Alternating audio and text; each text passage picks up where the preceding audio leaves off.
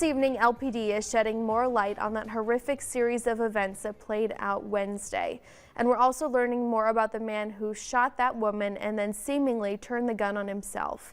It turns out he had a track record of violent behavior, and as we've reported, this marks the third deadly domestic dispute in Nebraska just this month. That is unacceptable. We wanted to take a closer look at what appears to be a growing crisis. 1011's John Grinvalds brings us more on this case and what support groups are saying. Domestic violence, as pervasive as it is grim. Most women and men will face some sort of intimate partner violence over the course of their lifetimes. But leaders in Lincoln support networks tell me they're seeing a worrying upward trend in those cases this year.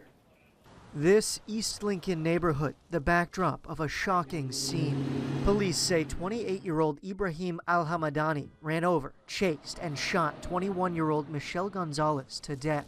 And today, a tragic update in police briefing. Michelle did file the protection order Wednesday morning, and that protection order was issued.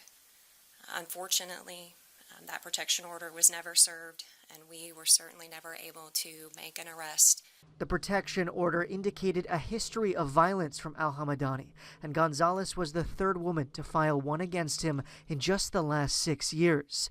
This Lincoln homicide in the same month as the shooting deaths of Jamie Hagan in Seward and Heather Gray in Clay County. It feels very fearful. It feels very almost unprecedented that we're seeing these happen so close together. What we've seen is a response from survivors when that happened, that it's in many ways a moment of clarity for survivors. Leah Droege runs Friendship Home, dedicated to getting domestic abuse survivors somewhere safe to stay.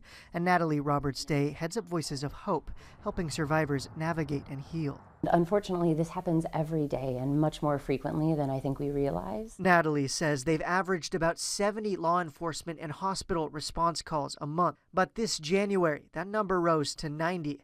And Leah tells me Friendship Home is serving 34% more people a year than in 2021. Abuse thrives in isolation. There, I think, has broadly been a trend toward a more individualistic sort of nature and less of a feeling of community responsibility, a little bit of that's not my problem, that's a private matter. It's important to stress that resources are always available and just a phone call away at Voices of Hope or Friendship Home.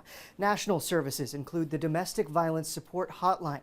That number is 1-800-799-7233, or you can chat live on their website, thehotline.org. Reporting in the newsroom, John Grinvalds, 1011 News.